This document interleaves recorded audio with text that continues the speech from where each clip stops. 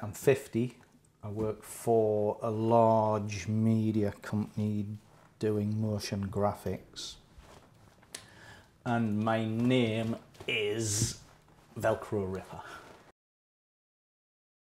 I had my first drink probably when I was 10 or 12, which my parents gave us. It was a snowball. Both of my parents smoked.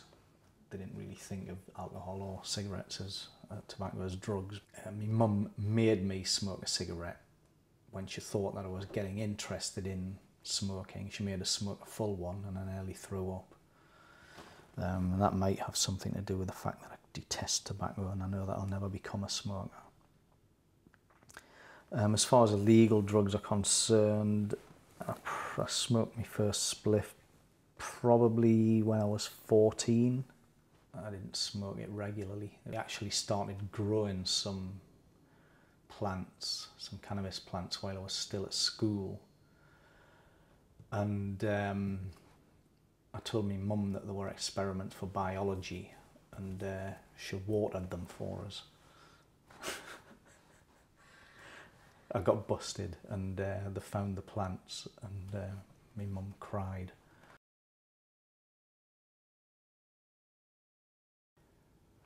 Well, I mean, I was aware of them because of, you know, reports on the TV and, you know, mythology that was flying around about them. I mean, I started hanging around, you know, as a result of being into Led Zeppelin, basically. I started hanging around with more open-minded people than I previously had. My 15th birthday, we'd got some acid, which were divided up, and I actually had what I realised later was a very, very small dose, which I guess gave us confidence to try it again. The next time I took it, I freaked out completely. And I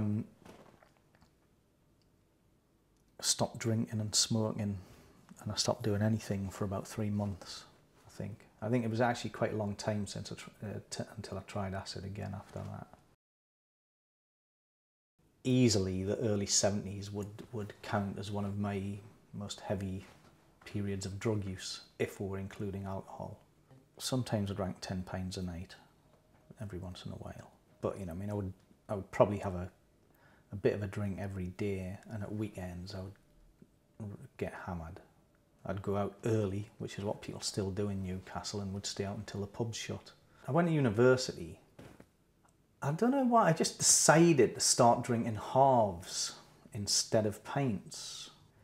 I remember I got up to a size 34 waist. That wasn't why I started drinking smaller amounts. But, you know, I mean, my diet changed, my lifestyle changed.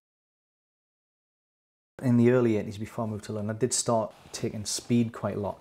And I remember, I think I was quite depressed and smoking. I don't know how much spliff I was smoking, but a bit, but not very much.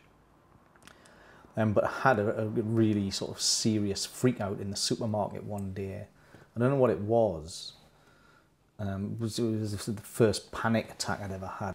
And I thought I was going mad, actually. And it didn't happen again, but it freaked us out properly for a long time. It made us calm down a little bit. Did you think it was related to the drugs you were taking? I don't know. I think it was probably. It's quite likely that it had something to do with the amount of speed that I was using, and maybe I wasn't sleeping properly.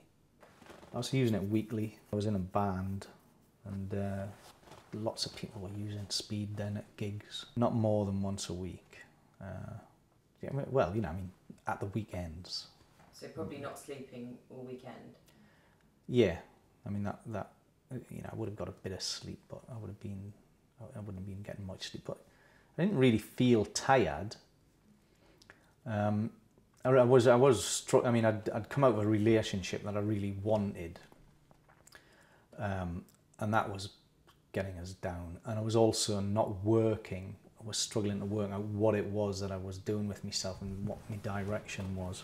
The year after that, I was working for my degree show, and I had to sort of really pull stuff together. And I think doing that, that made us focus, and I was all right after that. I was going out to clubs where, I had never seen anywhere near as many people so far off their tits right in the middle of large urban environments. By this time, I would have been mid to late 30s. And there were a lot of people, I was seeing a lot of people who were very, very young, who I thought were very young in the clubs,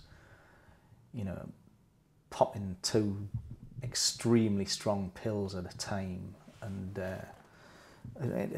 when I first started going to clubs where E was being used, I didn't really see any messy people. I just saw lots of really sparkly, ridiculously happy and quite pleasant people, and it was very easy to talk to everyone, and that's what I did. I spent as much time walking around talking to people I'd never met before as I did dancing. After a couple of years, I started to see some people who really fucking looked like they needed a very, very serious rest. I'm not addicted to anything. I don't feel any kind of draw that makes us feel like I have to do anything at any time. And I've never felt like that. The only thing that I do have any kind of craving for is alcohol. And that's something that's grown, after having drunk since I was 14. I've drunk regularly since I was 14. This sort of craving for a drink, which happens particularly in summer when I fancy a lager top or a gin and tonic of an evening, or in the winter where I've got quite a strong taste for a mulled wine. It's something that's only started happening in the last 5 years, really. I've tried heroin, I've tried opium. I haven't had crack. I've had Charlie. I've smoked plenty of weed and E.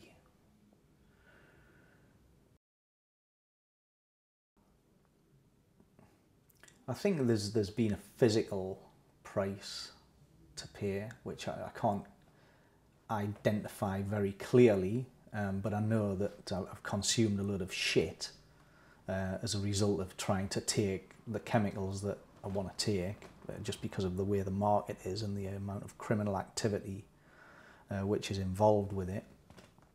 Mentally unstable every once in a while as a result of excess.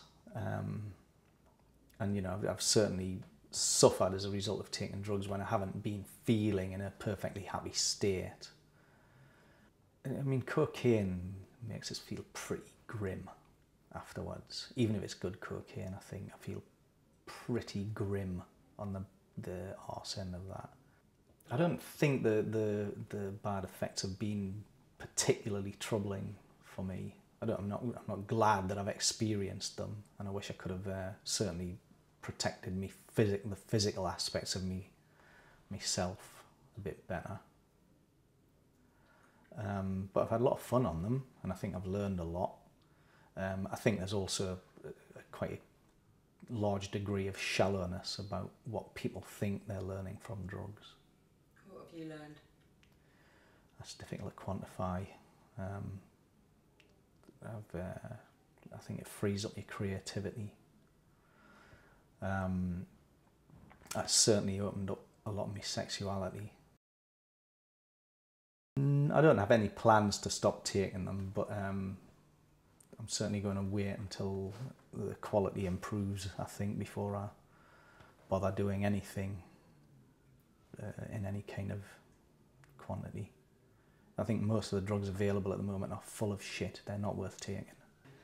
If I could get some nice E, I could possibly see myself doing that, maybe once every couple of months. I don't think I need or want to do it much more than that. I might do a little bit of acid in the summer every once in a while, or nice mushrooms. I'd actually really like to get some very, very good quality cocaine every once in a while, just to remind us whether it's worth doing it or not. It's not the law that's stopping me taking drugs, it's the dirty quality of the drug market. It's all of the scumbags who I'm dealing with. You know, it's like fucking having unprotected sex. You don't know how many scumbags have touched this stuff before you've got it. That is what stops me taking drugs. It is the fact that it's illegal that pushes it into the hands of criminals and unscrupulous people. I don't know whether legalising drugs is a good idea or not. I haven't worked out what I think about that. One thing that I'm certain of is that the initial effects of that would be, in many ways, absolutely disastrous, and the payback would be significant, and I'm not sure it would ever go away. I think straight away you'd get a lot of deaths from overdoses. Certainly if highly addictive drugs were freely available, there'd be a lot of addicts. You know, booze is freely available, and the biggest number of addicts that we have everywhere in the world actually are for the two drugs that are legal, which is nicotine and alcohol. I see no reason why heroin would be any different from that. I think straight away you'd get a lot of deaths from overdoses. Certainly if highly addictive drugs were freely available, there'd be a lot of addicts.